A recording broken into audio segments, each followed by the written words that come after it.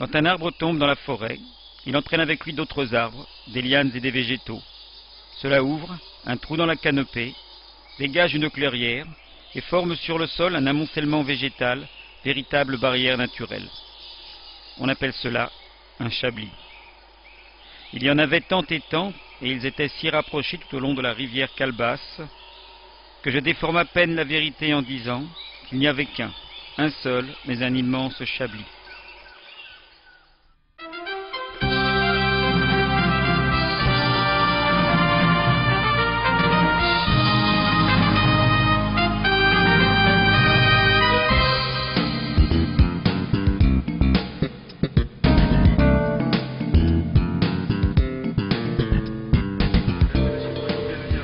Nous prenons l'avion pour Saül, centre de la Guyane, point de départ de notre expédition.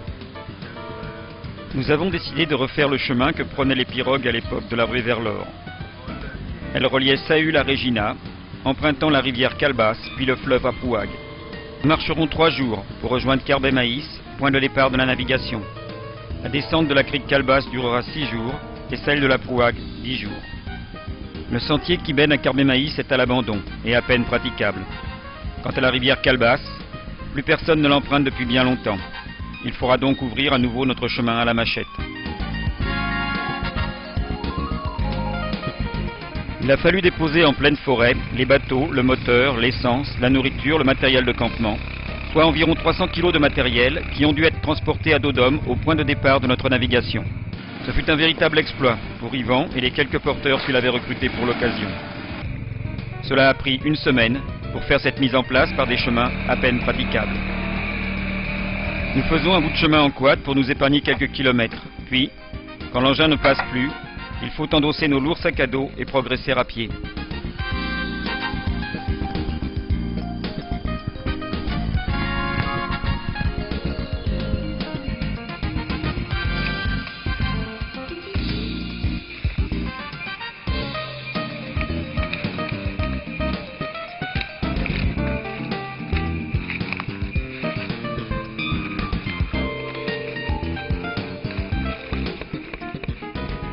Il faut un œil entraîné pour apercevoir ce serpent liane. C'est un oxybélis, il est venimeux mais pas agressif.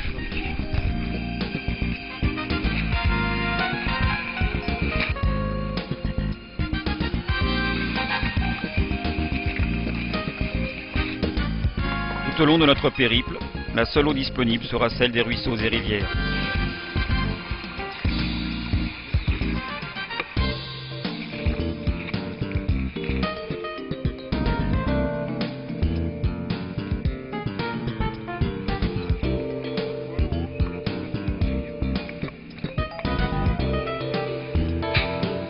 Nous voici à Kerbé-Mitan, notre premier campement. Il faut débroussailler, tendre les bâches pour la nuit et préparer le feu pour la cuisine.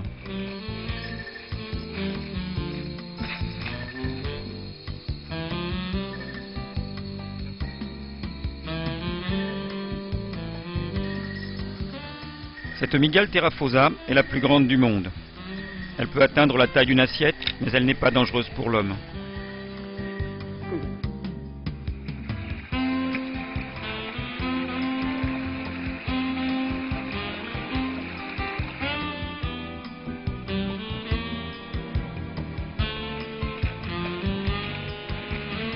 Notre progression est parsemée d'obstacles.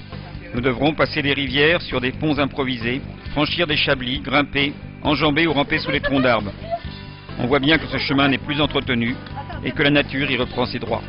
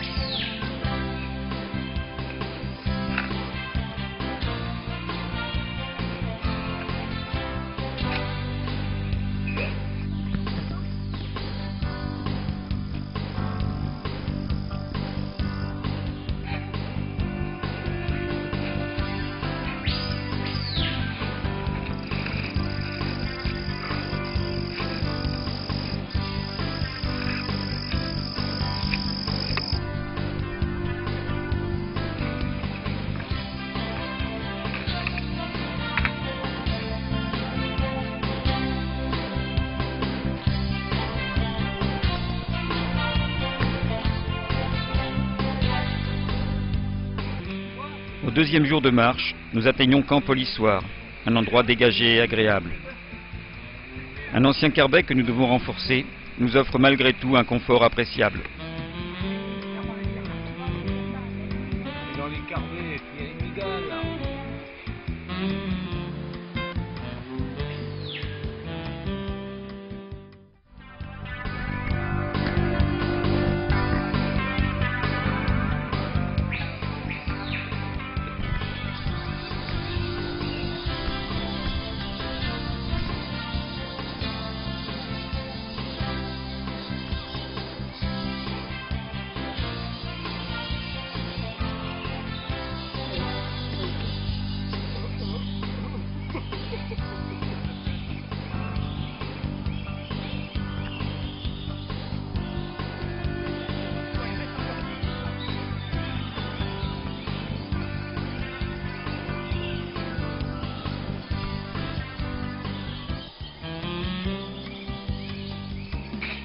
Carbet Maïs. Ici se termine notre marche, et à quelques centaines de mètres d'ici commencera notre navigation.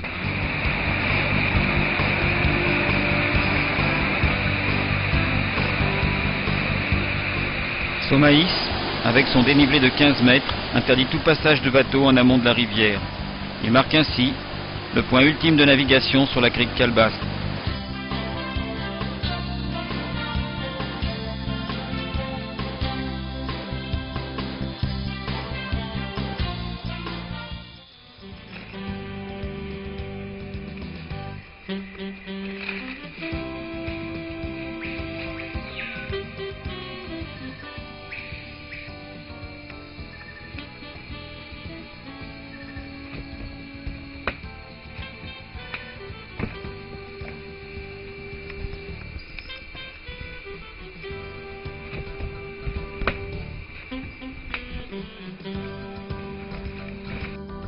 La progression en canot n'est guère plus facile que la marche. Notre chemin est toujours encombré d'obstacles. Certains sont relativement faciles à franchir, d'autres, véritables barrages végétaux, nous obligent à porter les bateaux, souvent à plusieurs mètres de hauteur. Parfois, il faudra tailler des galeries sous l'enchevêtrement de branches et de feuillages.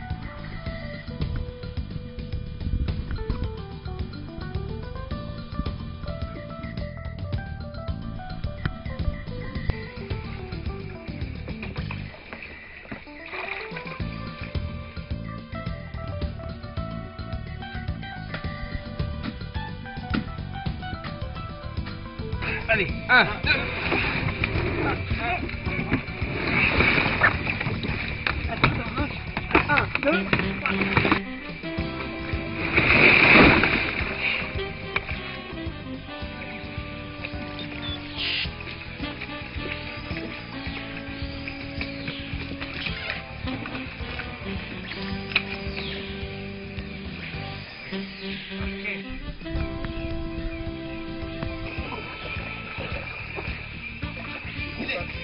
Allez, allez, allez.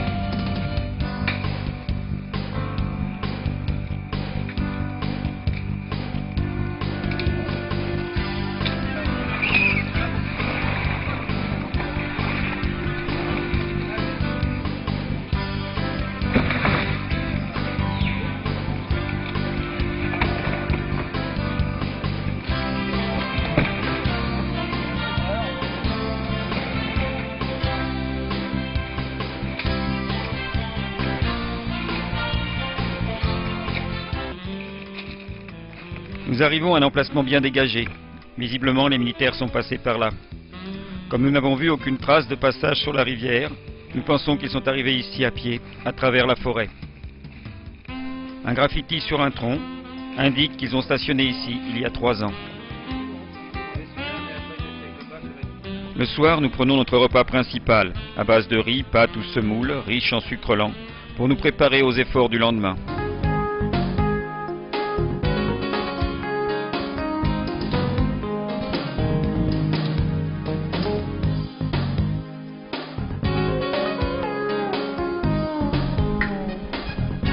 Il nous arrive souvent de déranger des nids de guêpes en sabrant pour tailler un passage.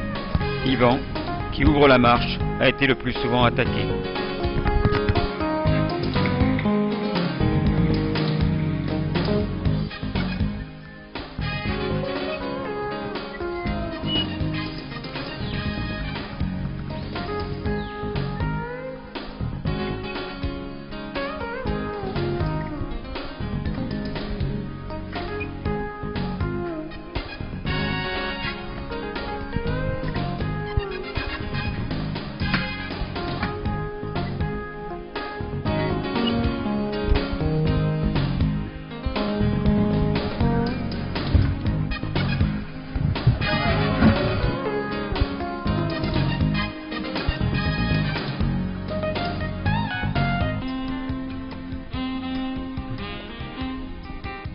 Ce soir, Yvan boucane un poisson assommé au sabre durant la navigation. C'est un aïmara, carnassier des rivières guyanaises.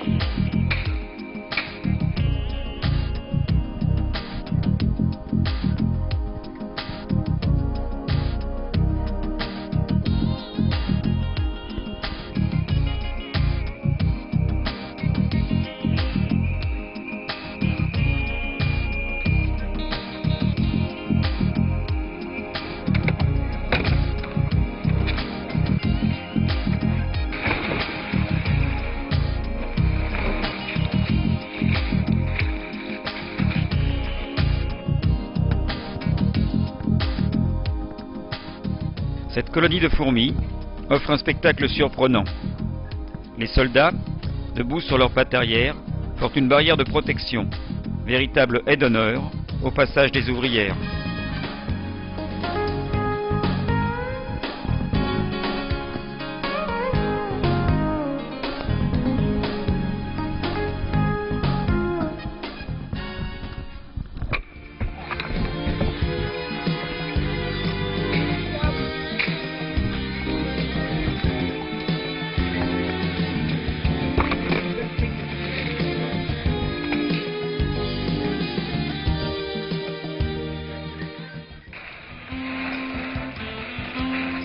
Les chenilles sont souvent magnifiques, mais il est fortement déconseillé de les toucher. Leurs poils sont urticants et provoquent une douleur difficilement supportable. Sur une souche près du camp, nous filmons ces 2 scorpions et cette étrange araignée crabe que l'on nomme amblypyge.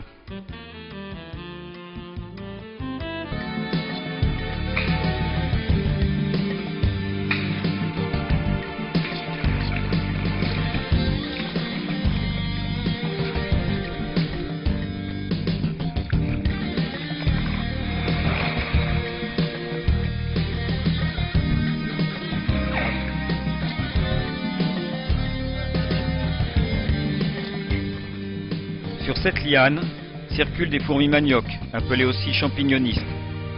Elles découpent des morceaux de feuilles qu'elles transportent dans leur nid et les utilisent comme terreau pour cultiver les champignons dont elles se nourrissent.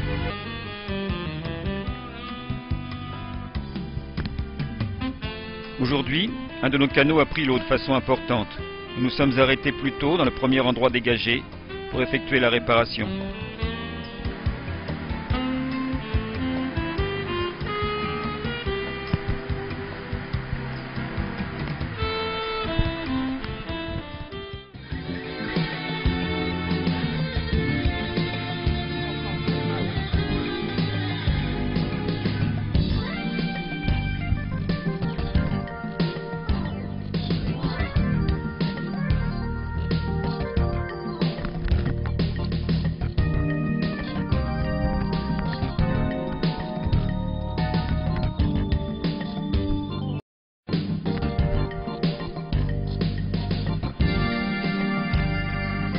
Ce soir, comme cela nous arrive au moins une fois au cours de chaque expédition, nous ne trouvons pas d'emplacement pour bivouaquer. Nous finissons par nous installer dans un endroit triste et inconfortable que nous avons baptisé Campabo.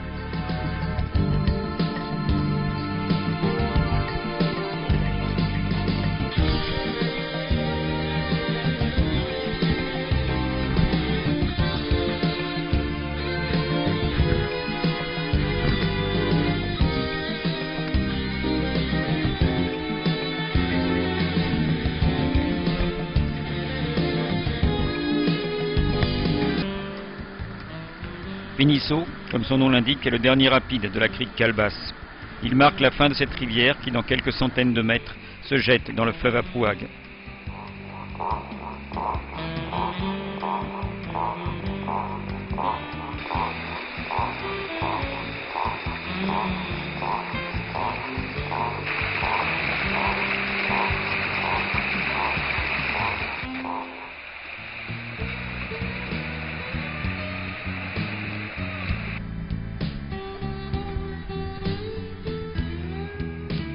Nous voici sur le fleuve Aprouague.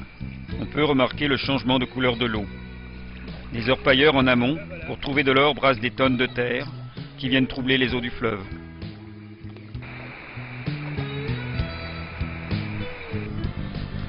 L'Aprouague est connue pour ses rapides. Ici, on les appelle des sauts. Aujourd'hui, nous en franchirons quelques-uns.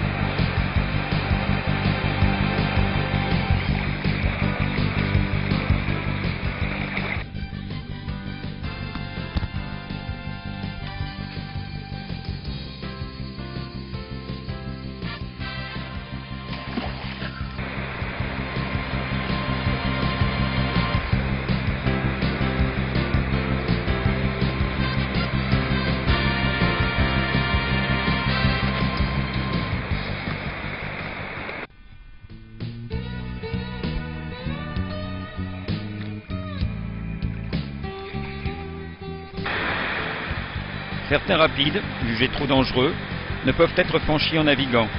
Nous allons alors à pied, en poussant et tirant les bateaux, ou les faisant passer à la corde.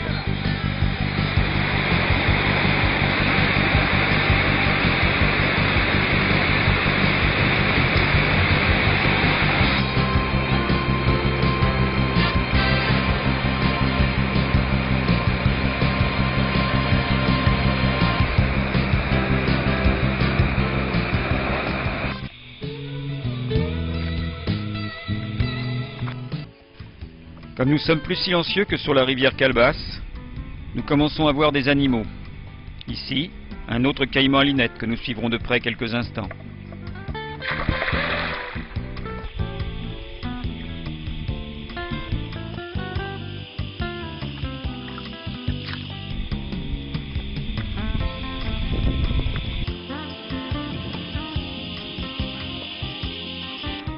À peine avons-nous laissé le caïman que nous rencontrons une famille de cabiailles. Ce sont les plus gros rongeurs existants, avec une taille de chien et une tête de cochon d'Inde.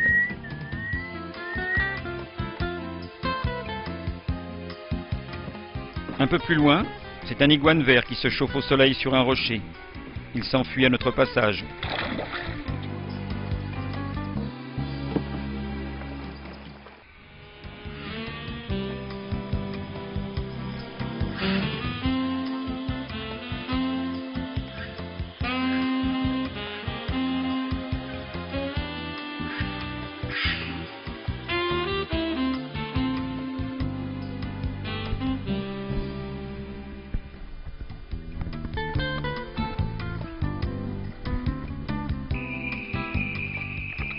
Il est encore tôt ce matin, quand un jeune tapir vient se présenter devant nos caméras.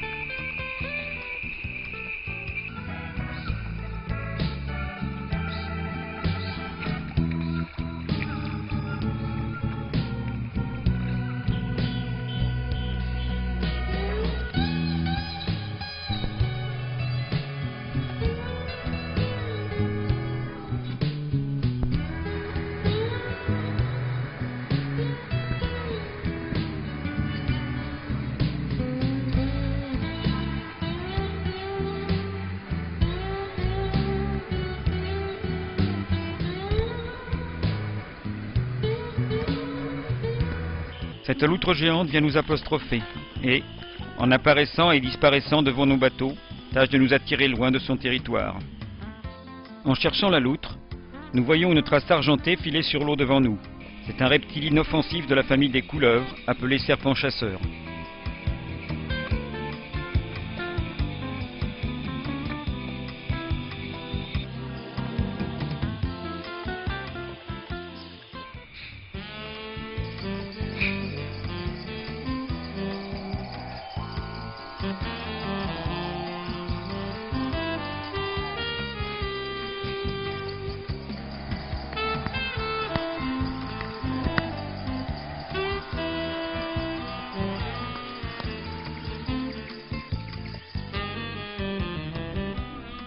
Ça c'est Guido. Ces drôles de volatiles aux allures préhistoriques sont des oasins. Ce sont les seuls oiseaux ruminants comme des bovins.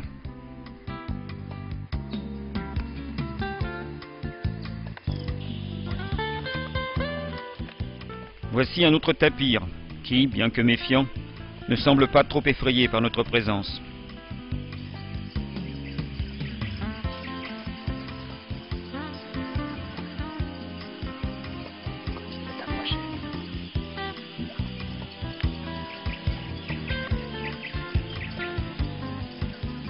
Les iguanes sont souvent comme ici perchés sur les branches, d'où ils se laissent tomber à notre approche.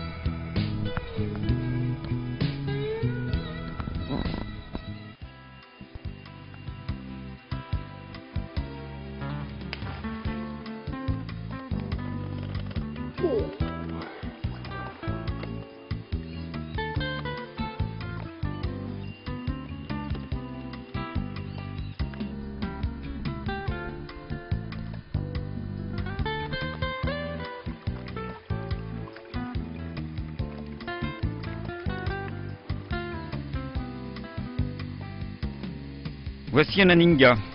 C'est un oiseau peu courant et assez bizarre, avec un corps de cormoran, un long cou et un bec de héron.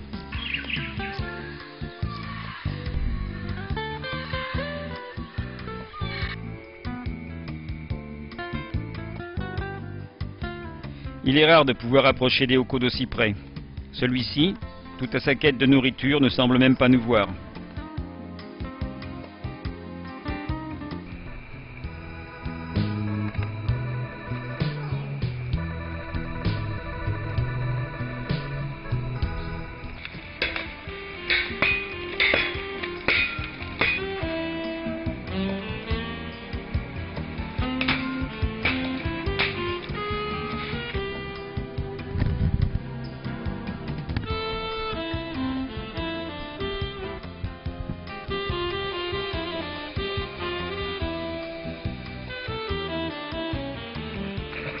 Aujourd'hui, nous avons pêché des ouïes, un poisson de la famille des silures.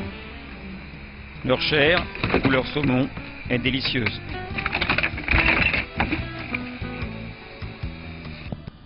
Nous sommes arrivés à Saut-Grand Cannery. Avec ses 19 mètres de dénivelé, c'est le plus haut rapide de Guyane. Nous nous arrêtons en amont et partons l'explorer à pied.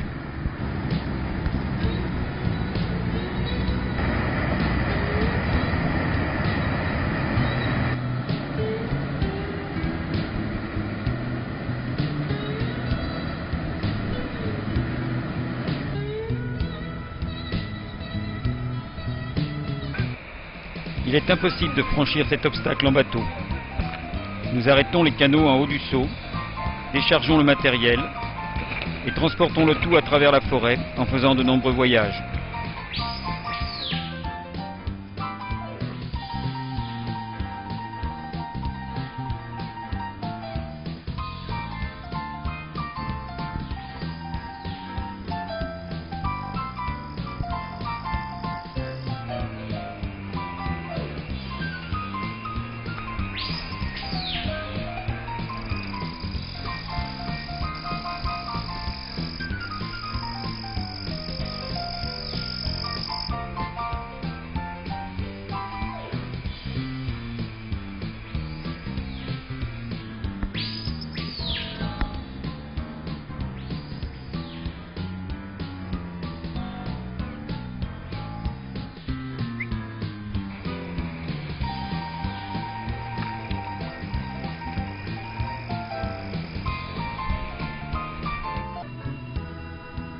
Il ne nous reste plus qu'à traverser le fleuve et installer notre bivouac dans les restes de carbet que nous trouvons sur la berge opposée.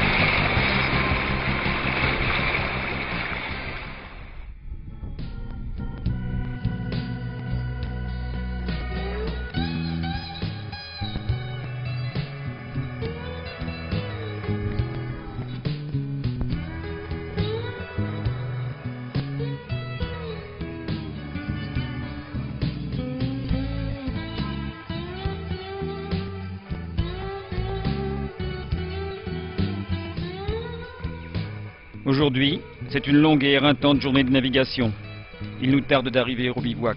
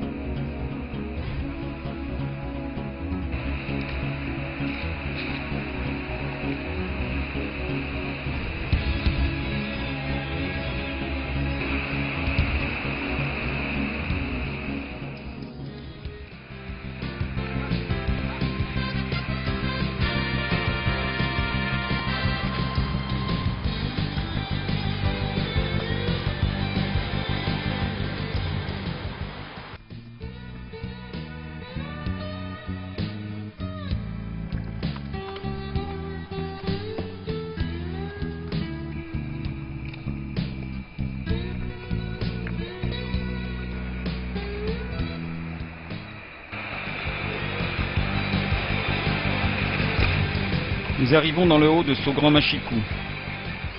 Devant ce passage qui semble difficile, nous nous concertons. Yvan décide de tenter la descente.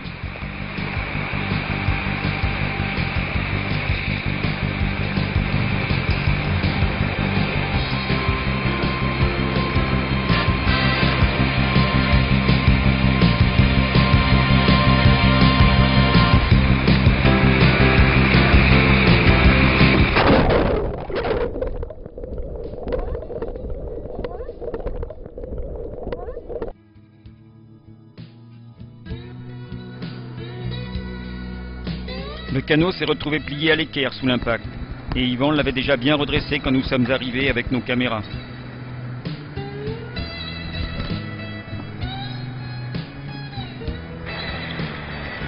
Nous finissons de réparer le canot. Cela nous prendra 1 heure avant de reprendre notre route.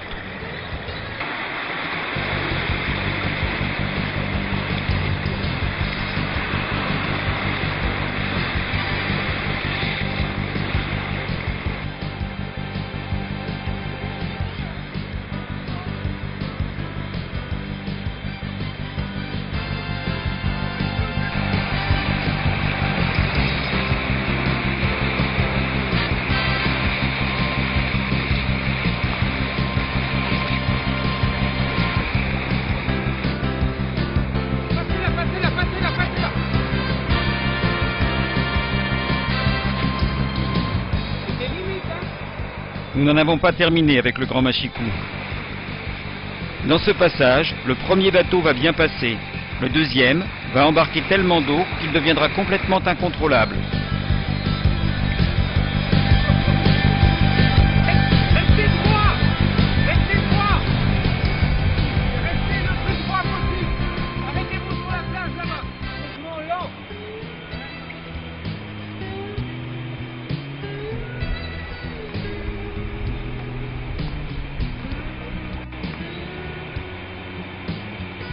tonnes d'eau.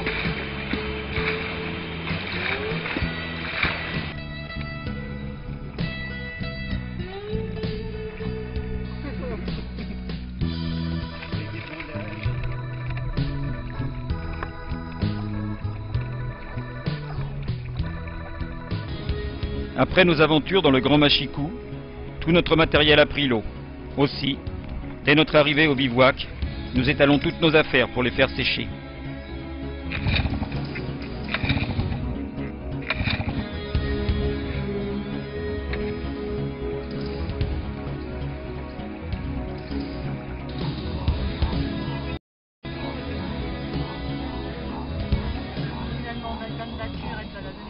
À la nuit tombée, Yvan capture ce petit anaconda qui mesure environ 3 mètres.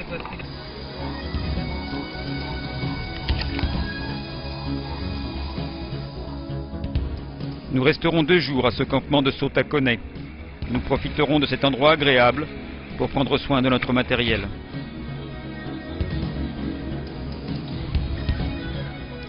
Pendant qu'Yvan répare les canaux, Marc en profite pour aller dénicher quelques bestioles à filmer.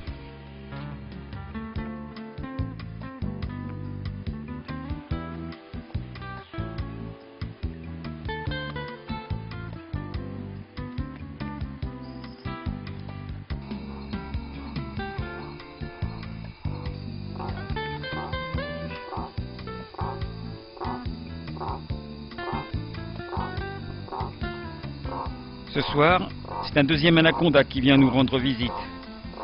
Il est un peu plus petit que celui d'hier.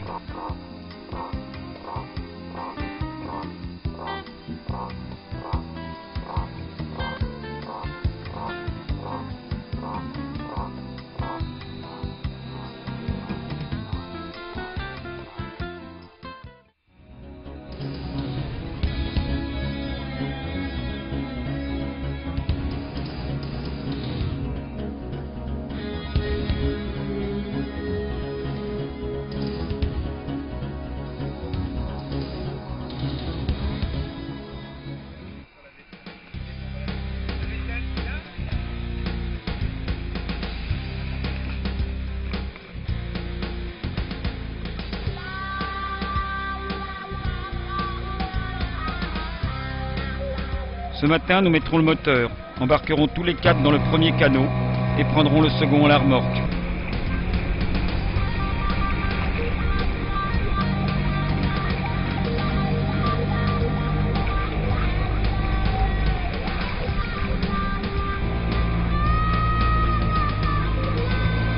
Putain, on voit rien du tout, hein. Ah, vas-y, pour l'instant, il n'y a rien, hein.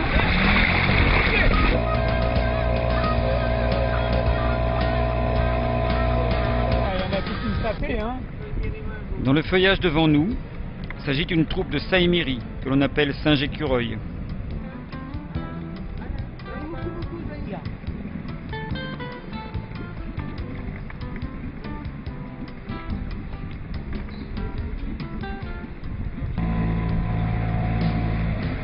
La rocher.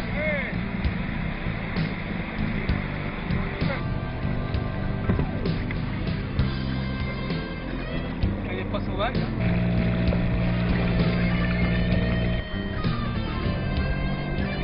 Depuis quelques jours, nous sommes rationnés en sucre. Nous nous arrêtons à Cansisam pour en troquer contre du rhum. Attends.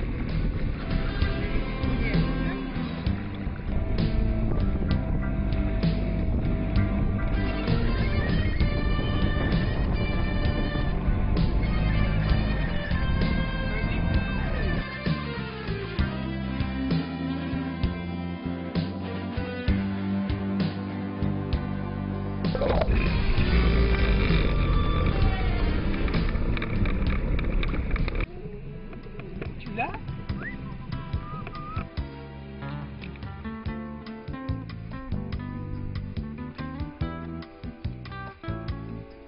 Nous sommes surpris de rencontrer ce magnifique macaque cornu si près de la civilisation.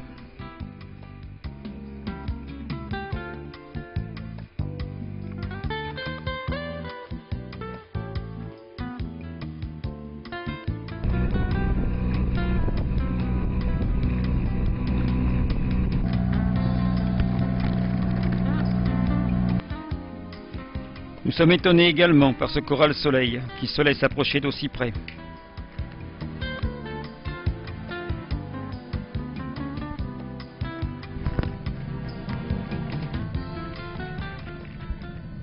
Ce soir, nous avons du mal à trouver un emplacement pour le bivouac. Finalement, nous accostons un ancien campement d'orpailleurs.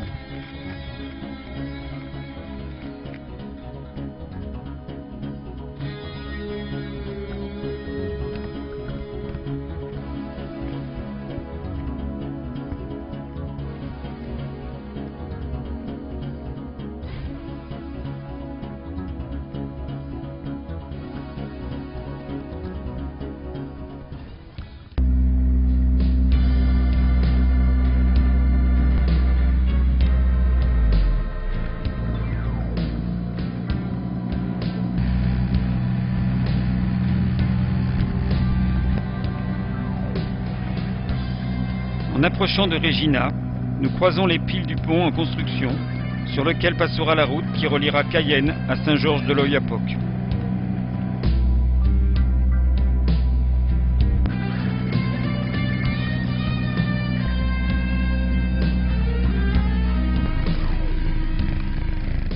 Voici Regina et la fin de notre périple de 3 semaines à travers la forêt guyanaise.